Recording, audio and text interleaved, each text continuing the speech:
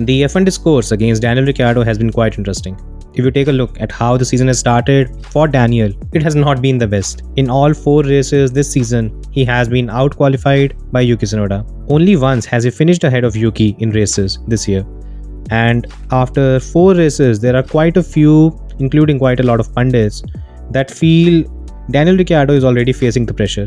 Now for me, something that has actually caught the eye is not necessarily Daniel Ricciardo's performance, but the kind of backlash and criticism he's getting after just 4 races into the season. After just 4 races, there are quite a few that feel Daniel is, well, he's had enough races, he needs to be replaced by Liam Lawson ASAP. There are others that feel Daniel is washed and he needs to retire from the sport.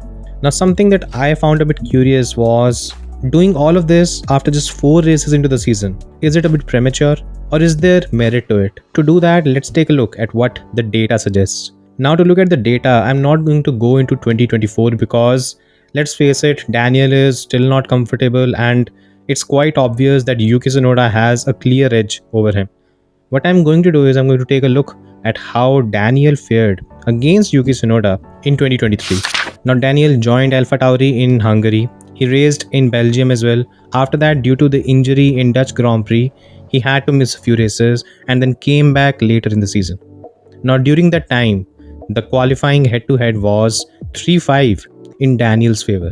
And if you take a look at the average gap in qualifying between the two drivers, it was 0.3 tenths in favor of Daniel. Now, this number is slightly exaggerated because Yuki had a bad qualifying session in Las Vegas. And if we ignore that particular qualifying, the gap is much closer between the two. In races as well, it was 3-5 in favor of Daniel. However, in terms of points, Yuki Tsunoda had the edge. Not only that, in the last race of the season in 2023, it was Yuki who made the most of the opportunity and scored points for AlphaTauri. Now, looking at these comparisons, what we can see is that Daniel was more or less competitive against Yuki Tsunoda. Now, to add to this, the further factors that Daniel replaced Nick De Vries mid-season. And when you do that, you don't really have any testing under you. You have no idea of how the car would perform.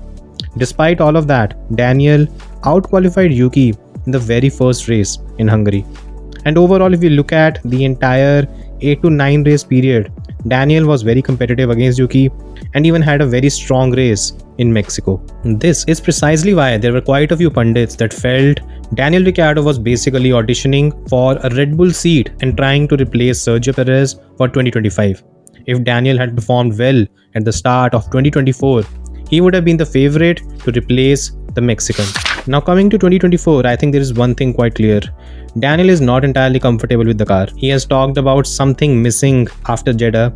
He talked about something not being right in Melbourne as well. He showed signs of improvement in Japan, where he was less than a tenth slower than Yuki Tsunoda in qualifying. And who knows what would have happened in the race. Now in China, he will have a new chassis and also the upgrades that are going to come. Now, whether that help Daniel or not is something we need to see. However, when it comes to the F1 discourse, I think there is one thing we need to address here first, and that is that just 4 races as a sample space, they are not enough to make a conclusion. If we take a look at the 2023 season, then Daniel was more or less pretty impressive and competitive against Yuki Tsunoda. Now, did he blow him out of the water? No, that's not the case. But he was still competitive. In the first 4 races, it does appear that there's something not adding up with Daniel's performances and how he fared last year. So maybe if we have to write off Daniel, I think it's better that we give him at least a decent share of races. Let's wait until mid-season, because by then we would have a much better idea. Now, this is my objective opinion if I take a look at everything that has gone on, because in my view, at least a driver needs to be given a sufficient amount of time and races before we write them off. Now, if you ask my subjective opinion, and I think I've even shared it multiple times as well, I feel it does appear that Daniel is not the same Daniel that was there during the Red Bull times and even during Renault, because he just does not feel as comfortable in this car as he was in the previous generation. Now, does that have to do with the ground effect era? I don't know. But I think if we have to write off Daniel's career, we should at least wait until mid-season, because by then we would have had decent number of races and we would be able to make a more educated guess.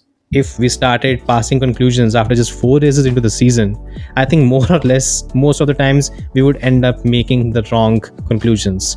Just for instance, if we take a look at the first 4 races of the 2024 season, many would feel that Charles Leclerc is a poor qualifier. Many would feel that Lewis Hamilton is not a good driver. And many would even feel that Carlos Sainz is better than Charles Leclerc. Now, 4 races, not a sufficient enough time to make any of these conclusions. Let's wait until the first half of the season to pass the judgment on each of these drivers. Until then, let's give them decent time to prove themselves and if needed, adapt to the conditions. So yeah, this was my view on the Daniel Ricciardo discourse from the fans as well as the pundits. What do you guys think? Do you think it has been a bit unfair on Daniel, or do you think that he has been given enough opportunities already and needs to be replaced by a Liam Lawson? Do let me know what you think in the comment section. Thanks for watching and I'll see you next time.